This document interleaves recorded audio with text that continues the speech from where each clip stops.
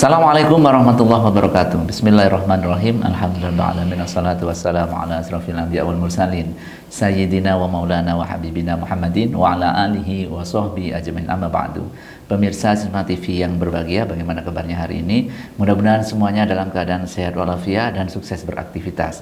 Saya Maskur Latif kembali menemani Anda melalui program kami yaitu Kalam Mutiara pada Jumat yang penuh barokah ini. Namun sebelumnya kami atas nama kru Sisma TV mengucapkan bela sungkawa yang sedalam-dalamnya atas terjadinya bencana alam gempa bumi yang ada di Cianjur, Jawa Barat. Mudah-mudahan semuanya korban diterima oleh Allah amal ibadahnya, kemudian keluarga yang ditinggalkannya mendapatkan kesabaran, dan semuanya kita berharap mudah-mudahan kondisinya segera pulih kembali. Oke, baik pemirsa Sisma TV yang berbahagia, pada Kalam Mutiara kali ini kita akan membahas tentang sosok guru ini Ustaz ya. Karena kebetulan hari ini Jumat tanggal 25 ini merupakan Jumat, merupakan Hari Guru Nasional. Oke, baik pemirsa Sisma TV, kita bersama Ustadz Andi dari SMP Islam Sabilah Malang. Bagaimana kabarnya Ustadz hari ini? Alhamdulillah Pak Maskur sehat. Alhamdulillah. Dengan sendiri gimana kabarnya? Alhamdulillah. Alhamdulillah. Walau cuacanya ini hujan terus nih Ustadz ya. Selalu setiap hari. Setiap hari diguyur hujan ini. Oke, baik Ustadz, di Hari Guru ini mungkin kita akan merefleksi kembali sosok guru ini dalam pandangan Islam ini apa sih Ustadz? Oke, Bismillahirrahmanirrahim. Rabbi syrah li sadri wa yassir li amri wahlul 'uqdatam min lisani yafqahu qawli, amin ya rabbal alamin. Nggih, terima kasih Pak Maskur untuk pertanyaannya. Berarti pertanyaan yang diajukan jenengan ada dua variabel gitu nggih, profesi dan juga guru. Nah, dalam Islam sendiri profesional itu termasuk syarat mutlak nggih untuk seseorang yang menggeluti dunia profesi. Nah, ketika orang sudah melakukan dan masuk dalam dunia profesional, itu sudah barang tentu untuk dia menunjukkan sisi yang mana dia itu harus 100% untuk supaya pekerjaannya itu bisa mendapatkan hasil yang maksimal. Okay. Nah, itu artinya ketika dia sudah mendapatkan hasil yang maksimal, maka dalam Islam itu artinya adalah berupa pahala. Nah, guru itu sendiri adalah orang yang mendidik, orang yang mengajar. Banyak cakupan yang dilakukan oleh guru, tidak hanya mengajar. Ketika orang itu berprofesi sebagai seorang guru, sudah barang tentu dia akan mendapatkan kedudukan yang mulia di sisi Allah Subhanahu wa taala. Seperti yang disampaikan oleh Allah dalam sebuah Al-Qur'an dalam surah Al-Mujadalah ayat 11 yang berbunyi a'udzubillahi minasyaitonirrajim yarfa'illahu alladziina aamanu minkum walladziina utul ilma darajat. Ya, niscaya Allah akan meninggikan derajat orang-orang yang beriman dan orang-orang yang mempunyai ilmu. Nah, sudah barang tentu profesi sebagai seorang guru itu dipandang oleh Allah Subhanahu wa taala sebagai profesi yang mulia karena sudah tercantum di dalam sebuah Al-Qur'an. Kaitannya dengan ilmu tadi nih ya. Betul. Karena guru mentransfer ilmu juga mendidik ilmu pengetahuan gitu saja. Betul sekali, Mas Syukur. Kemudian yang dikatakan guru ini sosok yang bagaimana? Apakah harus punya syarat-syarat tertentu atau setiap orang bisa menjadi guru ya? Nah, dalam pandangan Islam bagaimana? Nah, terima kasih Pak Maskur. Untuk menjadi seorang guru, memang untuk menjadi seorang guru yang profesional, sudah barang tentu seseorang itu harus mempunyai kecakapan yang mana itu menjadi syarat untuk menjadi seorang guru. Yang barang tentu kita sudah ketahui, seperti yang pertama, beliau harus menguasai bidang ilmu yang dia geluti. Kemudian yang kedua, profesional dalam bekerja, dan yang ketiga adalah dia tangguh dalam segala medan yang nantinya ketika di dunia kerja dia siap untuk menerima segala macam apapun beban kerjaan yang dia emban. Nah, dalam konteks apakah semua orang bisa menjadi guru? Pasti bisa, karena tidak semua orang itu punya yang namanya ilmu. Maka barang tentu ketika ada orang yang mana orang itu memberikan satu bekal saja kepada kita, semisal contoh bekal pengetahuan bekal pengetahuan. Contoh ketika kita masih kecil dulu oleh orang yang mungkin dipandang orang itu mulia di kampung kita. Nah, kemudian orang itu namun tidak berprofesi sebagai seorang guru, tapi beliau memberikan satu bekal ilmu kepada kita, yang mana bekal itu kita bawa sampai dewasa. Maka orang tersebut juga bisa digolongkan sebagai seorang guru, meskipun profesinya bukan seorang guru. Berarti ini ada sebenarnya hakikatnya itu guru bagaimana, tapi secara profesional ya juga harus memiliki prasyarat tertentu. Iya, betul sekali, Pak Maskur. Oke, baik pemirsa Smart TV yang berbahagia, itu tadi tentang sosok seorang guru, dan siapapun senyampan dia itu bermanfaat, memberikan bekal pengetahuan kepada orang lain, sudah pantas dibekali atau disandingkan pada dirinya sebagai seorang guru. Namun demikian di lembaga-lembaga formal tentunya tadi sudah dijelaskan, untuk menjadi seorang guru maka harus memiliki kapasitas, kemampuan, kualifikasi tentunya sebagai seorang guru sesuai dengan formalitas yang ada di daerah tersebut. Baik, setelah ini kita akan membahas lagi bagaimana sih kemuliaan seorang guru dalam pandangan Islam, masih bersama Kalam Mutiara.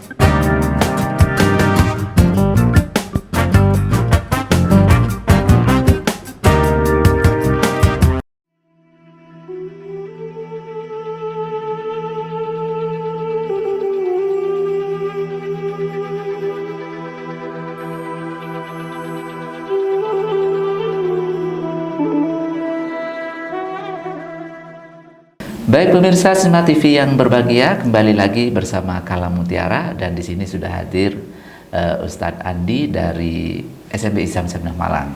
Baik Ustadz, kembali kita lanjutkan obrolan kita ya. Kalau kita tadi sudah dijelaskan tentang guru, sosok seorang guru ya. Lalu pandangan Islam terhadap guru itu bagaimana Ustadz? Terkait dengan kemuliaan guru. Iya tentunya. Terima kasih Pak Masyur. Bismillahirrahmanirrahim. Dalam Islam memang kita itu ketika menjadi seorang guru itu sudah barang tentu bahwa kita punya satu tingkat atau satu kemuliaan di sisi Allah Subhanahu wa taala. Bahkan Allah Subhanahu wa taala melalui Nabi Muhammad SAW, Nabi Muhammad bersabda, "Innallaha wa malaikatahu wa ahlas samawati wal ard hatta namlata fi juhriha wa hatta huta la yusalluna ala muallimin nasi bil khair." Yang mana Nabi Muhammad SAW ini bersabda bahwa sesungguhnya Allah itu dan para malaikat serta seluruh penghuni alam dan juga langit itu serta bahkan semut sekalipun Pak Masykur, dan juga ikan-ikan yang ada di laut itu bersolawat kepada orang-orang yang mana mengajarkan kebaikan kepada manusia. Nah, dari hadis ini bisa kita tarik kesimpulan bahwa orang yang berprofesi sebagai seorang guru, yang mana seorang guru itu bertugas untuk memberikan bekal keilmuan ya kepada anak didik, sudah barang tentu Allah Subhanahu wa taala akan memberikan porsi tersendiri kemuliaan kepada orang tersebut yang berprofesi sebagai seorang guru, seperti yang disampaikan oleh Nabi Muhammad SAW tersebut. Namun pertanyaannya ini guru yang apa ini Ustaz? Apakah hanya guru agama atau guru Al-Qur'an gitu? Kalau dalam Islam gimana ini? Seperti yang disampaikan oleh Nabi Muhammad melalui hadis tadi, ya, yang menyampaikan kebaikan. Nah, segala keilmuan yang digeluti pada masa ini, ya, terlepas dari ilmu agama, itu kan sebuah ilmu yang baik, yang mana nantinya bisa menjadi bekal positif untuk anak didik. Gitu, iya, betul sekali Pak Maskur. Jadi sekalipun orang tersebut bukan berprofesi sebagai seorang guru agama, maka orang tersebut sudah mempunyai kedudukan tersendiri di sisi Allah melalui hadis yang disampaikan oleh Nabi Muhammad tersebut. Seperti itu Pak Maskur. Itu ya keutamaan seorang guru. Namun demikian Ustaz, ini guru yang bagaimana ini yang memperoleh sisi mulia di hadapan Rasul ini, di hadapan Allah Subhanahu wa taala ini. Ya, dewasa ini memang kita ada beberapa kejadian yang mana ini menyangkut seorang guru Iya. yang di luar keprofesionalitasnya ternyata orang tersebut bertindak yang mana bertindak di luar normal. Oke. Nah, jika kita golongkan guru seperti itu, sudah barang tentu guru tersebut tidak akan mendapatkan kemuliaan seperti yang disampaikan oleh Nabi Muhammad. Tidak sembarang guru. Tidak sembarang tentunya, guru. ya. Nah, oleh karena itu kebaikan yang disampaikan oleh seorang guru sudah barang tentu dia juga harus sudah bisa mengaplikasikan apa yang dia punya. Jika orang tersebut dibekali ilmu ternyata di luar kegiatan dia mengajar bertindak seperti yang hal-hal dilarang oleh syariat, maka sudah barang tentu dia itu tidak akan mendapatkan kemuliaan di sisi Allah. Nah, jadi kuncinya ketika si guru itu akan mendapatkan kemuliaan dari Allah, maka dia harus terlebih dahulu mendahulukan kebaikan dari dirinya sebelum kebaikan itu diberikan kepada orang lain. Oke. Seperti itu, Pak Masyur. Oke, jadi ya memang kita ketahui ya ini saja di dunia di saat ini banyak kejadian juga, bahkan guru ngaji, ustadz, pemilik pondok pesantren, naudzubillah ya. Mungkin yang seperti ini ya masyarakat ya harus memilih ya terhadap guru. Nah, ini bagaimana memilih guru ini supaya tidak sampai terjerumus nih langkah-langkahnya. Jangan sampai salah memilih guru. Oke. Yang pertama, ketika kita sebagai seorang murid memang dianjurkan untuk tidak sampai salah dalam memilih guru. Nah, syarat yang pertama si guru tersebut harus paham akan syariat dari Allah Subhanahu Wa Taala. Dan yang kedua, beliau dengan teguh menjalankan sunnah-sunnah Nabi Muhammad SAW. Dan yang ketiga, beliau dengan sangat hati-hati ya menghindari hal-hal subhat dalam kehidupan beliau sehari-hari. Karena kalau kita lihat subhat ini barang yang nggak jelas ya. Betul sekali Ustaz. Jelas ini. Karena betul sekali. Karena terkadang orang itu ketika melihat itu hanya dua sisi saja, halal atau haram. Nah, sedangkan sebagai seorang guru yang mana dibekali sebagai ilmu, kita juga harus bisa membedakan antara yang halal, haram dan subhat. Karena subhat ini sangat fatal sekali jika kita tidak hati-hati terhadap hal tersebut. Seperti itu, Pak. Oke. Mungkin kaitannya nanti dengan kemanfaatan yang akan diberikan kepada muridnya. Nah, betul sekali. Nah, bagaimana ilmu itu akan berkah jika diawali dengan sesuatu yang subhat atau lebih-lebih hal tersebut adalah haram. Oke. Baik, pemirsa sekalian, memang kita juga harus pandai-pandai memilih guru ya. Tidak semua guru itu di hadapan Allah dan Rasul tentunya memiliki kedudukan yang mulia sebagaimana yang disampaikan dalam hadis Rasul tadi, tetapi juga ada juga ya guru, ustadz yang ternyata ilmunya tinggi tetapi tidak diterapkan untuk dirinya sendiri. Nah, ini yang harus kita waspadai. Baik pemirsa Sisma TV yang berbahagia, setelah ini kita akan mengupas bagaimana sih sikap seorang murid terhadap gurunya setelah yang satu ini.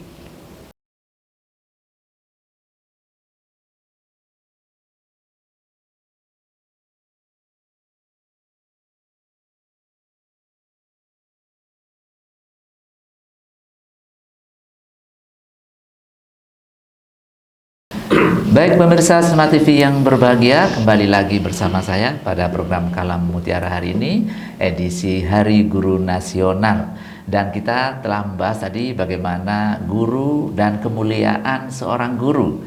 Dan sekarang kita akan membahas bagaimana sih sikap akhlak terhadap guru yang harus dikembangkan oleh peserta didik atau siswa-siswi. Baik Ustadz, lalu bagaimana ini terhadap guru, adabnya ini yang sesuai dengan perintah Rasul itu bagaimana? Terima kasih. Sekarang ini kan di era yang sedemikian ini.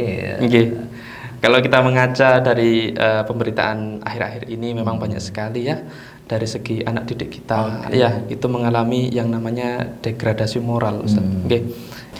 Pak Masykur. Kalau kita mengaca dari berita yang beredar ya akhir-akhir ini, itu membuat kita sebagai orang dewasa, terutama sebagai seorang guru itu agak sedikit miris ketika melihatnya dan juga mendengarnya. Bagaimana anak-anak remaja pada saat ini, yang mana mereka sebagai seorang pelajar, itu ketika mereka dalam kehidupan sehari-hari, mereka mengesampingkan yang namanya adab atau tata krama kepada guru, orang tua ataupun orang yang lebih tua dari mereka. Karena mereka beranggapan bahwa hal-hal tersebut itu seperti dalam tanda kutip kolot sepertinya. Nah, sehingga mereka mengesampingkan hal tersebut. Nggak ada kaitan dengan akademis mungkin. Iya, betul sekali. Nah, selain itu juga dewasa ini mereka itu beranggapan bahwa hal-hal yang pada dasarnya hal tersebut itu bagi orang dewasa seperti kita itu adalah hal tabu atau hal yang kurang enak ketika didengar atau ketika dilihat, tapi bagi mereka itu adalah hal yang wajar. Nah, itu yang membuat kita sebagai seorang guru, sebagai orang tua itu mengelus dada. Dan harus harus terlalu perhatian juga. Iya, ini, betul sekali. Lebih-lebih kita sebagai seorang guru sudah semestinya dan sudah seharusnya untuk kita memperhatikan secara lebih kepada anak didik kita itu. Nah, kemudian bagaimana untuk kita supaya bisa memberikan atau menanamkan adab yang baik kepada anak didik kita. Nah, yang pertama sebagai seorang guru kita seharusnya memberikan contoh, memberikan teladan terlebih dahulu. Bagaimana bisa jika anak didik itu menerapkan suatu adab yang baik jika tanpa didahului oleh gurunya menerapkan hal tersebut. Nah, kemudian yang kedua adalah sikap istiqomah. Nah, ini yang sangat sulit sekali untuk dijalankan. Nah, kita pun yang dewasa kadang itu masih ada 1-2 kali ya, itu masih kurang bisa untuk istiqomah. Nah, apalagi anak didik kita yang masih tergolong sebagai anak remaja. Nah, oleh karena itu kita sebagai seorang guru sudah seharusnya tidak merasa letih, tidak merasa lelah untuk selalu menginstruksikan, harus rewel ya, kita. Betul sekali. Ya. Di samping memberi contoh teladan harus selalu diingatkan. Iya. Nah, yang pertama memang kita memberikan teladan, yang kedua kita harus bisa mengistiqomahkan anak didik kita, dan yang ketiga itu bagaimana caranya ketika mereka itu tanpa dilihat oleh kita, dilihat oleh kita, mereka bisa menerapkan dengan sebaik-baiknya. Dengan kesadaran diri. Karena selama ini ketika berada di lapangan, Pak Masykur, ya, kalau kita lihat anak-anak itu akan terlihat bagus, akan terlihat baik jika berada di hadapan guru. Nah, karena mungkin ada faktor mendapatkan nilai lebih mungkin nantinya atau apa, atau takut bisa jadi seperti itu. Maka dari itu penting untuk menumbuhkan kesadaran diri kepada anak didik kita seperti itu. Baik Ustadz, itu kan sekarang ini kan memang degradasi moral itu banyak terjadi juga ya. Misalkan kemarin terbaru itu ada seorang pelajar itu menendang nenek-nenek itu yang viral itu ya itu. Dan mungkin itu yang diketahui, yang nggak diketahui oleh media massa atau media elektronik kan, yang kita nggak tahu ya banyak lagi mungkin. Nah, kalau kita melihat di kurikulum kita saat ini, cukupkah sudah untuk dapat mengarahkan anak untuk memiliki karakter yang baik terhadap sesama, terutama terhadap guru ini? Kalau dilihat dari kurikulum yang ada ini, Ustaz, bagaimana? Di lembaga kita? Iya, di nasional atau lembaga kita? Jika mengaca dari lembaga kita, kalau tolak ukurnya lembaga kita, insya Allah, dan saya merasa yakin, hakul yakin bahwa lembaga kita ini sudah menyediakan terkait dengan kurikulum yang baik, terkait dengan penanaman karakter kepada peserta didik. Yang 8 cinta itu ya? Betul sekali. Begitupun juga di tingkat nasional, pastinya para pimpinan yang ada di kementerian sana pastinya juga akan merumuskan terkait dengan ini. Dan salah satu upaya yang mereka galangkan sekarang ini adalah penanaman karakter. Karena memang mungkin orang tua akhir-akhir ini merasa bahwa anak didiknya atau anak-anaknya itu merasa bahwa menyepelekan atau memudahkan atau menggampangkan terkait dengan adab itu tadi. Oleh karena itu dari lembaga kita sendiri kita sudah menggaungkan terkait dengan 8 cinta tadi itu, salah satunya adalah cinta terhadap orang tua dan guru. Nah, dari cinta itulah yang mana nantinya Ananda diharapkan untuk bisa mencintai orang tua yang pertama, dan yang kedua adalah guru. Ketika cinta itu sudah tumbuh, cinta itu sudah ada di hati mereka kepada orang tua dan guru, maka bisa dipastikan maka nanti mereka itu akan mempunyai satu sikap yang baik kepada orang tua, yakni sikap tawadhu. Nah, seperti itu, Mas. Oke, Ustaz, mungkin ada sebenarnya kan di Hasanah Islam sendiri kan ada banyak cerita nih ya, tentang bagaimana seorang murid terhadap guru. Ini mungkin bisa diceritakan di sini, Ustaz ya. Terima kasih, Mas Syukur. Mengaca dari pembelajaran kisah Islami terkait dengan tawadhu. Nah, dulu itu pernah ada dikisahkan di manaqibnya Imam Abu Hanifah, yang mana pada waktu itu beliau punya guru yang namanya adalah Imam Ahmad. Nah, ketika Imam Ahmad ini ternyata rumahnya tidak jauh dari rumahnya Imam Abu Hanifah. Dikisahkan hanya berjarak sekitar 7 langkah dari rumah beliau. Jadi rumahnya hampir berhadap tetanggaan. Nah, beliau itu sampai mengisahkan kepada anaknya bahwa ketika rumah guru saya itu ada di depan rumah saya, 7 langkah dari rumah saya tidak akan berani untuk menyelonjorkan kaki saya di hadapan rumah guru saya. Saking tawadhunya Imam Abu Hanifah kepada gurunya. Kemudian ada juga Imam Ahmad bin Hambal, yang mana beliau ini adalah murid dari Imam Syafi'i. Nah, Imam Ahmad bin Hambal ini terkenal sebagai seorang murid yang sangat tawadhu kepada gurunya, yakni Imam Syafi'i. Bahkan ketika Imam Syafi'i ini sudah meninggal 30 tahun namanya Pak Masykur, Imam Ahmad bin Hambal ini selalu mendoakan, mengirimkan doa, mengirimkan Fatihah kepada gurunya ini sekalipun sudah meninggal. Sampai-sampai anaknya itu bertanya-tanya kepada Imam Ahmad bin Hambal, "Wahai ayah, saya dengar engkau sering mendoakan kepada gurumu, yakni Imam Syafi'i. Kenapa? Apa yang kamu lakukan? Kok sampai sebegitunya?" Nah, lantas jawab dari Imam Ahmad bin Hambal, "Wahai anakku, ya, Imam Syafi'i itu bagaikan secercah cahaya yang bisa menerangi seluruh alam semesta. Ya, beliau itu ibarat sebuah matahari, yang mana matahari itu tidak akan bisa digantikan oleh siapapun." Nah, seperti itu. Bahkan ketika gurunya meninggal pun Imam Ahmad bin Hambal selalu istiqomah sampai 30 tahun lamanya mendoakan gurunya. Nah, itu cerita dari imam-imam yang terdahulu. Nah, saya pun juga mendapatkan salah satu kisah ini Pak Masykur, ya, sebagai bentuk ketawaduan seorang murid kepada gurunya. Kadang itu kan murid ketika disuruh oleh gurunya itu sedikit menyepelekan. Nah, ada satu sisi yang mana padahal dari segi satu ini itu akan bisa memberikan barokah terhadap ilmu yang dipunya oleh murid itu tersebut, yakni khidmah. Khidmah itu kan melayani. Melayani kan tidak harus 24 jam juga, Mas. Mungkin dari hal-hal kecil, ya, membawakan tas guru dan lain sebagainya. Nah, salah satu ulama yang ada di Kota Malang itu dulunya beliau berguru di Mekah Al-Mukarramah kepada Syekh Muhammad Alwi Al-Maliki. Nah, beliau itu berilmu atau mondok di sana, mencari ilmu di sana hampir kurang lebih 6 bulan namanya. 6 bulan, hanya 6 bulan Pak Masykur. Nah, 6 bulan waktu beliau itu menimba ilmu, mencari ilmu, ternyata itu porsi yang lebih banyak beliau lakukan itu adalah khidmah daripada menimba ilmu dari Syekh Muhammad, mengabdikan dirinya kepada gurunya. Nah, hingga sampai suatu ketika beliau itu mendapatkan satu keistimewaan dari gurunya. Beliau dari ratusan murid yang beliau punya, beliau satu-satunya orang yang dipanggil untuk menghadap beliau di kamarnya langsung. Nah, sehingga ketika pada waktu itu beliau disuruh untuk mijeti Pak Masykur, mijeti Syekh Muhammad Maliki. Nah, dan itu berlangsung tidak hanya sehari, itu berlangsung kurang lebih 3 malam Pak Masykur. Setiap Ba'da Isya beliau ini dipanggil oleh Syekh Muhammad, dipanggil lagi, hingga akhirnya ketika di hari ketiga itu beliau nantinya akan menjadi seorang ulama besar ketika kembali ke tempatnya.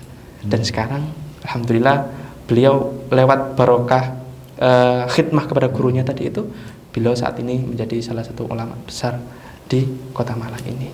Itu kisah yang bisa saya ambil ibrohnya. Dari ini semua mungkin ini kesimpulannya ini Ustadz Andi, terhadap guru ini apa yang harus kita lakukan? Kesimpulan untuk anak-anak kita tentunya, ya, dan kita semua. Kita kan juga masih punya guru ini, ya. Nah, betul sekali. Pak Masykur. Bismillahirrahmanirrahim. Nabi Muhammad itu pernah menyampaikan lewat hadisnya, tawadhu'u liman ta'allamuna minhu. Nah, tawadhu'lah atau rendah dirilah, rendah hatilah kepada orang-orang yang memberikan ilmu kepada kalian. Jadi untuk siapapun itu, meskipun kita sudah dewasa seperti ini, sudah barang tentu kita punya guru Pak Mas Syukur ya, apalagi anak-anak kita. Satu kuncinya tawadhu. Nah, bagaimana bisa ilmu itu barokah jika tanpa dibarengi dengan sebuah akhlak, dengan tawadhu. Nah, maka dari itu kenapa kok kita itu di sekolah kita, di lembaga kita itu digaungkan, dahulukan adab sebelum ilmu. Karena pentingnya adab atau tawadhu yang dipunyai oleh anak didik ini. Nah, salah satu sikap tawadhu yang bisa dicontohkan oleh seorang murid itu biasanya kita jarang sekali menuruti perintah dari seorang guru. Nah, padahal satu poin yang mana poin ini itu bisa menjadikan hidup kita nanti terasa lebih berkah. Nah, salah satunya adalah menuruti apa yang disampaikan oleh seorang guru. Sekalipun pada dasarnya kita punya pendapat pribadi. Nah, dan kita beranggapan bahwa pendapat yang disampaikan oleh guru kita itu berselisihan dengan kita. Kita menganggapnya seperti itu. Tapi hal-hal seperti itulah yang membuat kita itu sebenarnya salah. Salah kenapa? Karena kita tidak punya cakrawala yang seluas dimiliki oleh guru kita itu. Pasti ada rahasia kenapa kok guru kita itu memberikan instruksi seperti itu kepada kita. Nah, oleh karena itu, selain kita bertindak tawadhu kepada guru kita, memberikan segenap apa yang kita punya kepada beliau lewat khidmah yang kita lakukan, selain itu juga kita bisalah untuk menuruti apa instruksi perintah yang beliau berikan kepada kita. Karena penting untuk kita bagaimana caranya nantinya kita itu bisa memberikan adab yang baik, sikap yang baik kepada guru kita. Jika nantinya kita sudah bisa bertawadhu, menundukkan diri kita di hadapan seorang guru, pasti barokah itu tidak akan hilang dari kita. Pasti akan selalu melekat kepada diri kita karena kita mendapatkan ridho dari guru kita itu tadi. Oke, baik, terima kasih Ustadz atas penjelasannya ya. Mudah-mudahan menginspirasi kita semuanya. Terima kasih. Baik, pemirsa Sima TV yang berbahagia, demikian tadi ulasan kita tentang sosok guru dan bagaimana kita harus memposisikan guru-guru kita. Karena guru-guru kita lah yang telah memberikan ilmu, pengetahuan kepada kita, walaupun itu hanya merupakan wasilah. Sebenarnya ilmu itu datangnya dari Allah, tetapi melalui wasilah guru kita sehingga kita memiliki ilmu pengetahuan, sehingga kita harus memiliki adab yang mulia terhadap guru-guru kita semuanya. Dan pemirsa Sima TV yang berbahagia, mudah-mudahan Kalam Mutiara hari ini membawa hikmah dan manfaat bagi kita semua, dan kami ucapkan selamat Hari Guru Indonesia. Mudah-mudahan guru-guru kita yang ada di Indonesia selalu mendapatkan berkah hidayah dari Allah Subhanahu wa taala dalam mendidik, mencerdaskan generasi bangsa Indonesia kita tercinta ini. Saya Mas Kelati beserta seluruh kerabat kerja mengucapkan terima kasih atas perhatian Anda. Tak lupa kami ucapkan tetap jaga kesehatan dengan mematuhi protokol kesehatan COVID-19 yang ada. Sisma TV mendidik membangun peradaban dunia. Wallahul muwaffiq ila aqwamit thoriq. Assalamualaikum warahmatullahi wabarakatuh. Waalaikumsalam warahmatullahi wabarakatuh.